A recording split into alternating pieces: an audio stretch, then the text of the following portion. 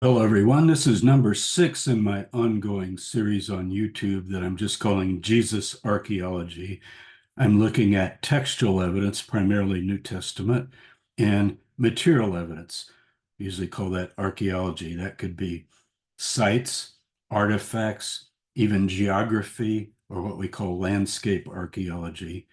And the topic today in number 6 is a Jesus headquarters in the Galilee. I want to show you something very strategic about a city in the Galilee, in the north, along the shores of the Sea of Galilee, that became, for all practical purposes, the initial headquarters of the Jesus movement until things moved to Jerusalem after the death of Jesus. There's a lot to cover, so I want to get started. So I'm going to share my screen. Okay, if you've been following the series, I talked about Sepphoris, the urban capital of the Galilee. Notice on this Oxford map how large it is because it is the capital, but it doesn't have a little red mark because notice places mentioned in the New Testament, cities of the Decapolis that you have here, mainly across the other side of the Jordan, and fortresses like Masada and like the Herodian fortresses. But Sepphoris is really the main city of the Galilee. It is the urban capital, and Herod Antipas, who is the Herod ruler, the son of Herod the Great, who ruled all through the life of Jesus, he's built his palaces there and a theater, and we looked at that. So if you haven't heard the first 5 episodes, you can go back and review that anytime. But look at your scale of miles here. That is 5 miles. If you go from Sepphoris to Nazareth, it's just over 4 miles as the crow flies.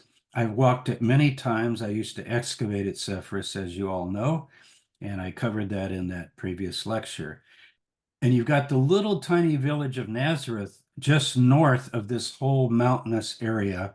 And Jaffa is really the main city. So Nazareth is a suburb or a little village of Jaffa, which in turn is a suburb adjacent to the urban capital. So if you go back and watch that video, you'll get the details on that. So we're going to go over to here. I want to talk about what's called Capernaum in English. In Hebrew, it's Kafar Nahum. Kafar is village, and Nahum is Nahum. Nahum, the prophet, it's a book of the Hebrew Bible, a book of the Old Testament. The prophet Nahum, very important in the Dead Sea Scrolls. So many would have never read Nahum, look it up. Apparently, the village of the prophet Nahum is right here, and we call it in the New Testament Capernaum, Kafar Nahum. You can see it's been anglicized and put into Greek and then into English. So if Jesus was leaving Nazareth, which we're going to see, he would walk up north past Sepphoris, and then he would go along the Beit Netofa Valley, and he would come out right here at Arbel. We're going to study that later. And he would go to Migdal or Magdal, remember Mary Magdalene, and then Gennesar, and then Capernaum. And then you come up to Bethsaida, which is a major Greco-Roman city. And there are two major spots for Bethsaida because it's disputed as to where the main city was. But that would be the capital of Philip, the brother of Herod Antipas. And I want to notice a few other things. You've heard of Cana. There are two Canas. Often you'll find a Cana right here that's the traditional site, more just outside of Nazareth. We don't think that's the correct one. That's from the Crusader period. This northern one has now been excavated. If you go due north of Nazareth, you'll get to Cana.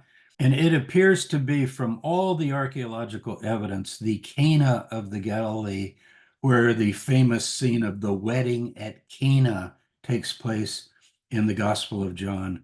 It's the very first miracle that Jesus is recorded to have done, according to the Gospel of John. So if you go south around the lake on the west side, you come to Tiberias, which is also an urban Roman center that Herod Antipas also built in honor of the Emperor Tiberius, as you can tell from the name. So this is Jesus' country, but I want to talk about Kafar Nahum or Capernaum and how it became the headquarters of the Jesus movement, and why, and what can we know about it archaeologically. So we're doing Jesus archaeology, and there's some amazing things that have been found at Capernaum. So I'll stop that share. And now I want to go to some notes that I made on Capernaum, and I put them in a Word document, and I will upload this so that you can have it yourself. You can print it out and study this. So here we go. The Jesus headquarters at Capernaum, I'll just say Kafar Nahum in Hebrew.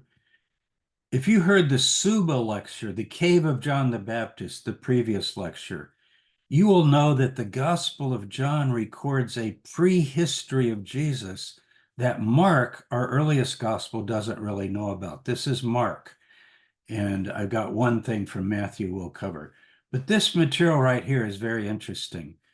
When Jesus is baptized by John the Baptist, and only John reports this, Philip, who becomes one of the 12, is from Bethsaida, and also Andrew and Peter, the two brothers, the fishermen, the famous Simon Peter.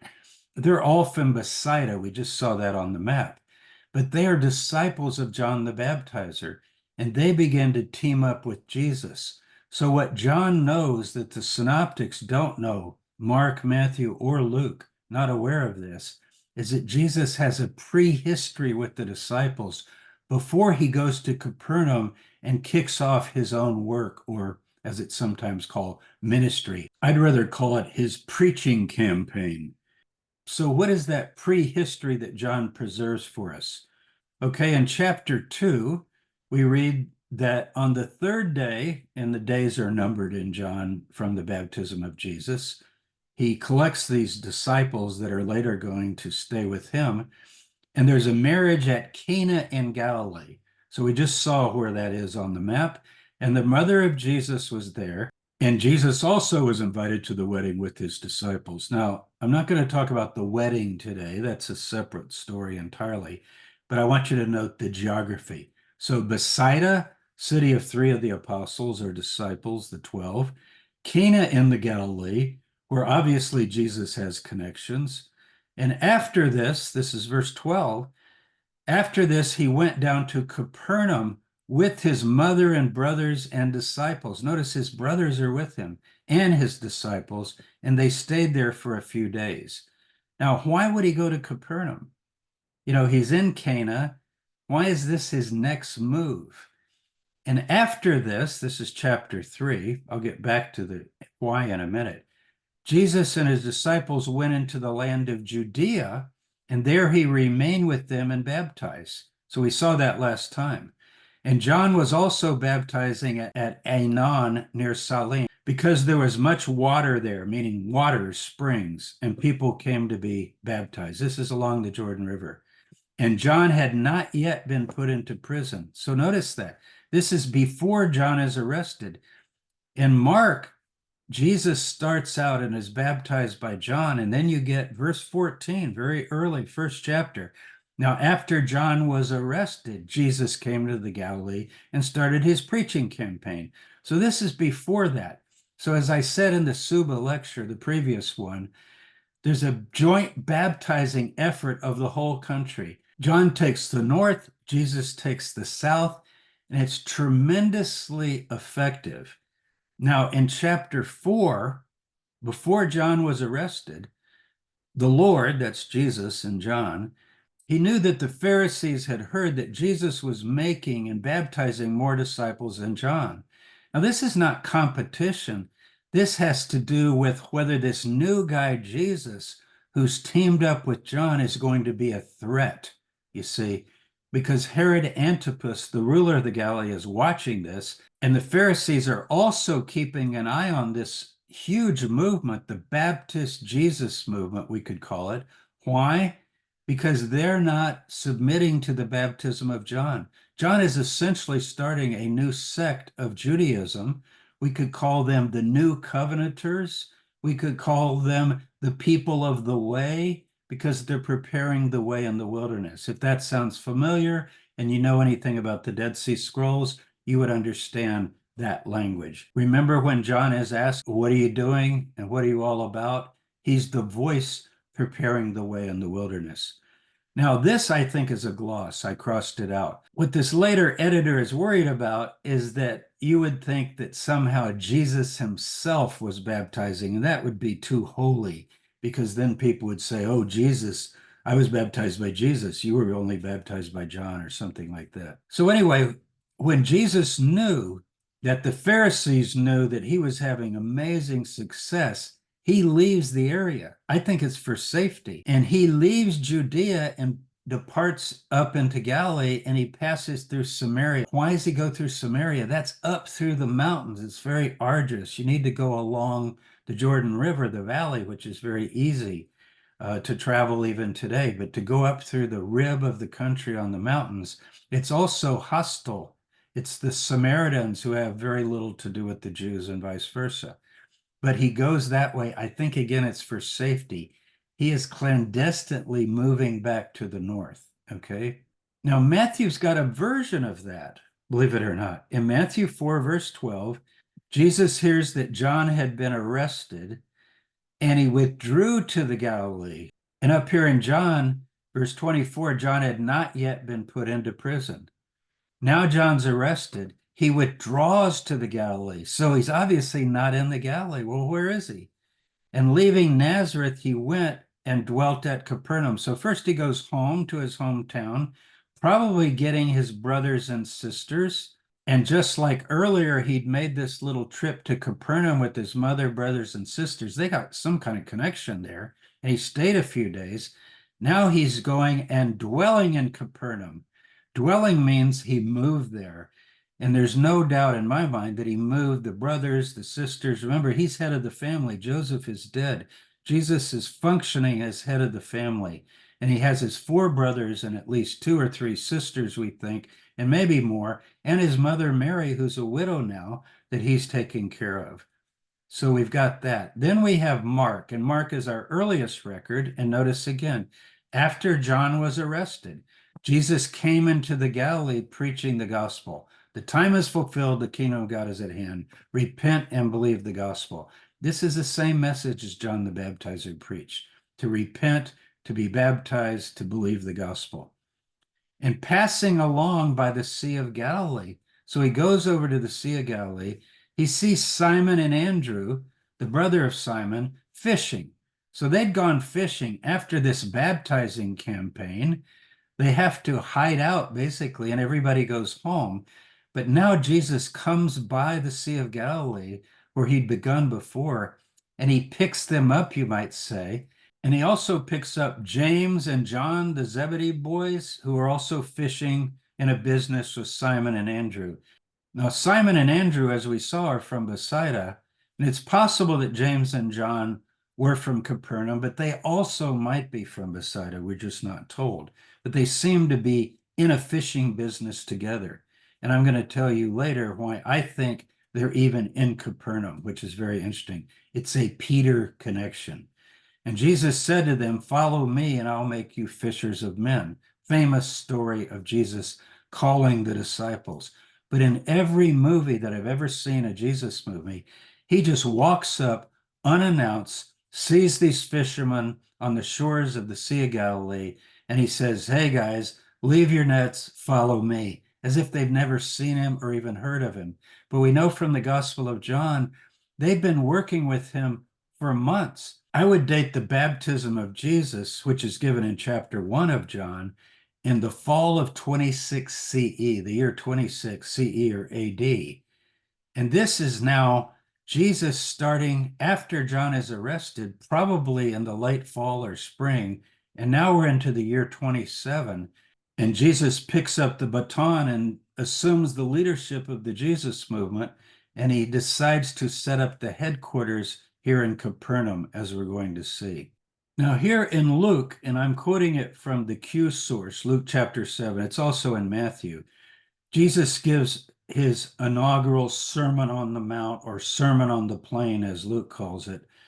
And notice, after he ends all his sayings, teaching, and you can go to Matthew 5, 6, 7, and 8, and also Luke chapter 6, where you get a sample of that so-called Sermon on the Mount or Sermon on the Plain teaching. It's from our Q source. Notice he finishes his sayings in the hearing of the people. He enters Capernaum, and that's where he meets a Roman centurion who has a slave who's sick and at the point of death. So there's a Roman centurion stationed at Capernaum. Keep that in mind, because we're going to talk about the strategic importance of this place, Capernaum, and what we knew about it. Now, if we pick up Mark again, this is the same chapter. Notice after he calls these fishermen, they went into Capernaum, and on the Sabbath he enters the synagogue. And then verse 29, he leaves the synagogue and enters the house of Simon and Andrew with James and John. So here we got the four fishermen, Simon and Andrew, but Simon's mother-in-law lay sick with a fever. So I think what's likely here, we know that Simon and Andrew are from Bethsaida, which is around the lake, as we saw on that map. But they've taken up residence in Capernaum. Capernaum is now the headquarters for the fishing business. Probably the fishing business in the house is owned by his wife's mother, his wife's family, and it becomes a family business. And anyway, Jesus heals her. And then notice as he goes out and teaches and preaches, it says, when he returned to Capernaum after some days, it was reported that he was at home, literally at the house. So we're going to talk about a house. And believe it or not, this will kind of blow your socks off. We think we can identify that first century house. And I think it's pretty solid. Quite a few archaeologists that work on the archaeology of the Galilee would agree that the house of Peter or Peter's wife's family has likely been discovered in the excavations. And we'll look at that. Now, back to John, you see what's happening?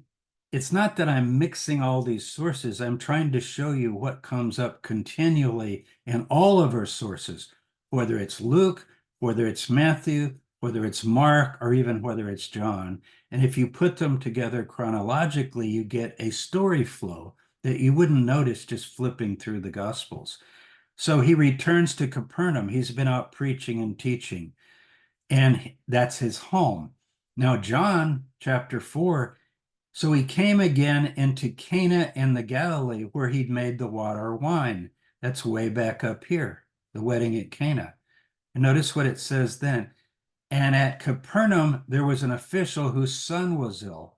So he goes to Cana, but then back home to Capernaum. We don't know why he went back to Cana, but if somebody was married that's a relative of his, because his mother Mary was at the wedding and he was at the wedding, and his mother Mary seems to be in charge of it, maybe it was the wedding of one of his sisters. It could have been anybody in his family. So he goes to Cana, but then back to Capernaum, and there's an official whose son is ill. He's a municipal official. He might be the mayor or somebody on the city council, so to speak. And Jesus moves in these high circles. So he knows a Roman centurion, and he knows somebody officially in the government of the time of this city.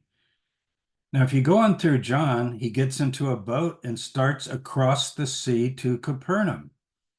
So he's already coming and going, using the Sea of Galilee as a base of operations. And it was dark, and Jesus had not yet come to them. And when the people saw that Jesus was not there, nor his disciples, they got into boats and went to Capernaum, seeking Jesus. John chapter 6, further, this he said in the synagogue as he taught at Capernaum. Mark 9:33, after they've traveled all the way to the north, and they came back to Capernaum, and when he was in the house, notice the house, he asked them, what were you discussing on the way? And this we know is in the winter of 29, before Jesus heads on down to Jerusalem and is crucified. So this is in the year 2930. But notice all of this Capernaum material, and I'll upload this for you. So let me stop that share. And now I've got slides to show you. Okay, let's go back to our map of the Galilee and just review what we just covered. So here's Nazareth.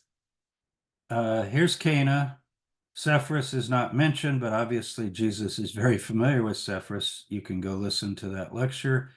And he's come down the Beit Netofa Valley out at Arbel. He's going to the synagogue at Migdal. And by the way, two synagogues have been found there, probably the home of Mary Magdalene. It's probably where he met her. Gennesaret is also mentioned as a landing spot for the boat. And then Kafar Nahum and Bethsaida, and then they go all the way up to Caesarea Philippi. But notice this is where Jesus is confessed as the Christ, and he begins to tell the disciples about his suffering. Some of you have taken my course on the Gospel of Mark, and we explain all of that very thoroughly. And as they're on the way back, before they head to Jerusalem, they stop at the house at Capernaum. So you've got an idea that this is Jesus' country. Jesus is preaching and teaching in all the synagogues of the Galilee. And also previously, according to John, he had gone down south into the hill country of Judea, not the desert, but the west side of Jerusalem, which is called the hill country, where we have our Suba John the Baptist cave. Now, here's something very interesting. This was published a few years ago in Bar Magazine, Biblical Archaeology Review. And because of the drought in Israel and the Sea of Galilee going lower and lower by usage by Jordan and Israel, and so these ancient docks, these are ancient docks that began to appear just under the water because it had gone down enough to begin exposing these. And what did we learn? Every one of these harbors has a little dock, including Tiberias, which is the major Greco-Roman city that Herod Antipas built for the emperor, and it's pretty fabulous. But notice, the dock at Capernaum is the major dock, and that helps us to begin understanding why this was the headquarters of the Jesus movement. Why do we have all of these mentions of Capernaum? Why does Jesus take his family, his mother, his brothers, and his disciples to Capernaum? Why did they set up headquarters in a house there? And whose house was that? I think it's pretty evident that it was Peter's house. And that certainly is the church tradition. But notice, we also have archaeology now about this. And this dock is pretty amazing. They've opened it now. And if you go with me on a tour sometime, I call it Tracking Jesus.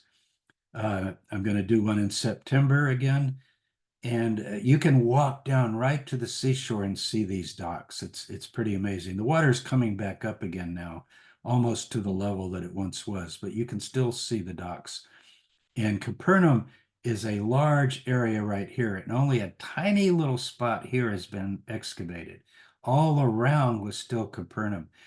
Why is it so major? Because the crossroads of the Galilee come from the north and go here, and then they go off down to Sepphoris and then to the coast. We saw that again when I gave my lecture on Sepphoris. Why is Matthew at Capernaum collecting taxes for the Romans? Remember that story in the Gospel of Mark? He's Levi or Matthew, the tax collector, and he's sitting at the tax station, the toll station for travelers coming through, because Capernaum is the strategic location. Okay, let's go ahead. This would give you an idea of what we think this lakeside property was all about. Remember in my Sepphoris lecture, I've mentioned it a couple of times, go back and hear it, the urban capital of the Galilee. I emphasize that I don't think Jesus was a poor, itinerant, illiterate peasant. I think he's situating himself right in the center of this prosperous urban area. So where is the house of Peter and his family? Well, guess what? It's actually right here. It's right on the lake shore, lakeside property. And these are the docks as they've been reconstructed by this artist. And this is the synagogue. So remember, Jesus preaches in the synagogue, and then he's going to the house. That tells you that Peter's wife's family probably owned this house right on the lake and ran this fishing business. Okay, let me go on. Here's an aerial shot of what's been excavated. This is the main area that's been excavated right here. When the buses come in, they park here and you walk along here and you enter into the Capernaum area. And this is what's left of the synagogue. And this is what's left of Peter's house. And as you can see, it's right on the shore, just like in that drawing. And you've got some other excavations. But all around here and all around here was the city, the harbor city of Capernaum. It's a major urban center of the Galilee, and it's very important. It's not some quaint little village unknown and back in the hinterland somewhere. It's right on the shore with all the commerce of the Galilee and the prosperity and so forth. This is a modern building here. So there's an aerial shot. So we're going to look at the synagogue. We're going to look at the house that has been preserved. And this area still hasn't been dug. Now notice, here is another shot of it. And there's a huge church now that's been built over this house. And you can see that before the modern church, see the octagon shape here? There was a Byzantine church, but the Byzantine church is unlike any other church in the Holy Land. Under the Byzantine church, and even part of the foundation of the Byzantine church, is a first century house. These are first century houses. These are first century houses. Same with this.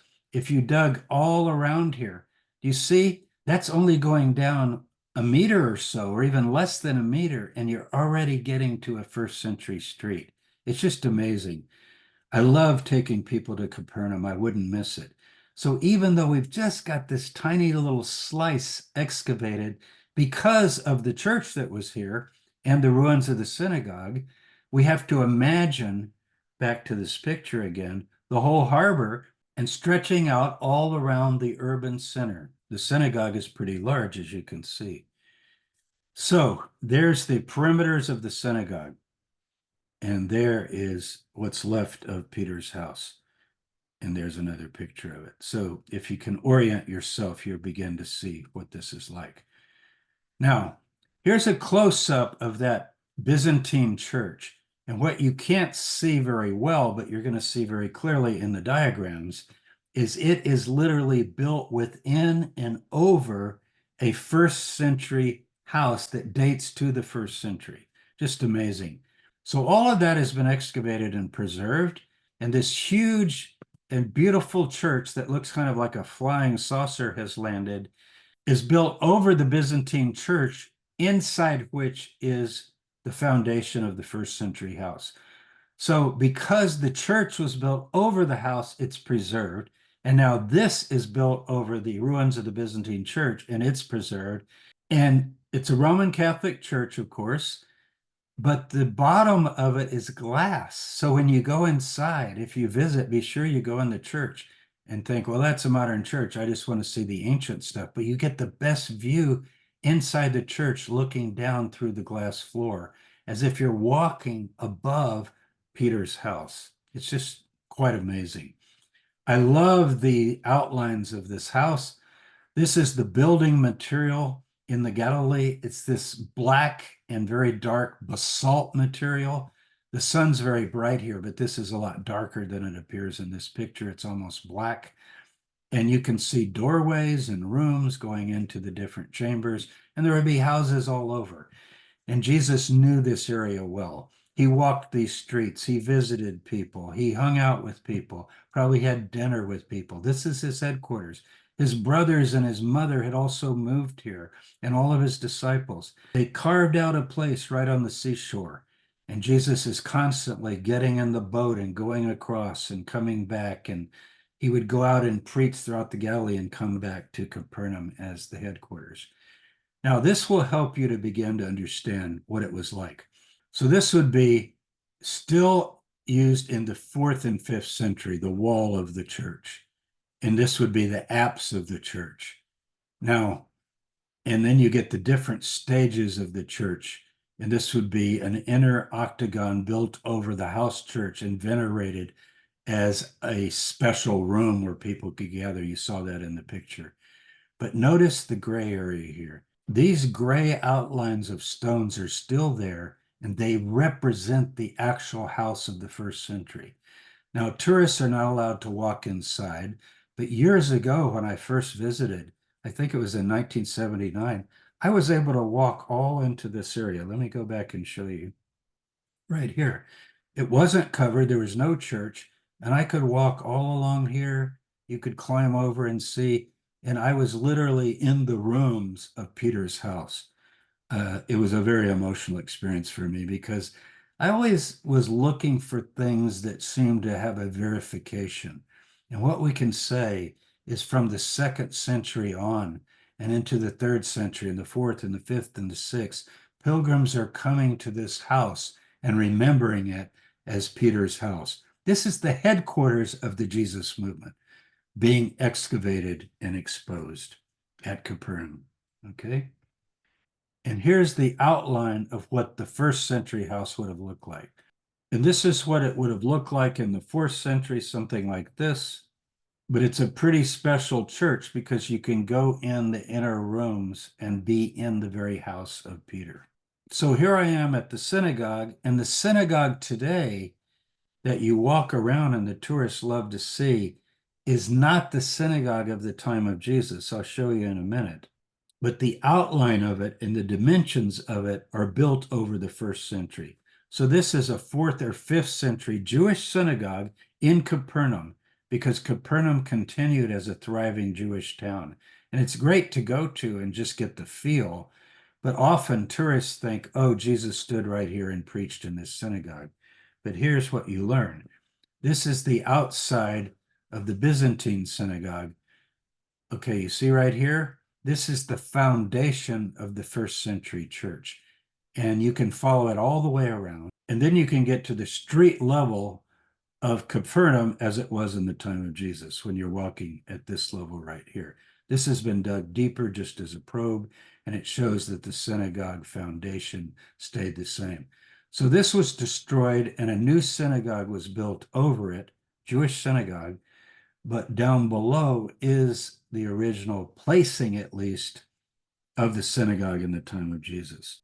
Here's another possible view. By the way, when you come from the Galilee, you would come right through this little wedge shape. These are the cliffs of Arbel. When I take tours, we always go up on top of Arbel and look down. It's a spectacular view down below. This is the harbor that's just to the northwest of Capernaum.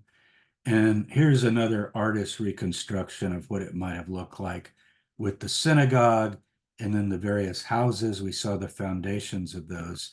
And then probably this area here is Peter's house, right on the lakefront by the dock. Here's Ballage's representation of Peter's house right on the edge. And I always loved it because it has the fish drying on the roofs. And this whole complex would be the headquarters of the Jesus movement.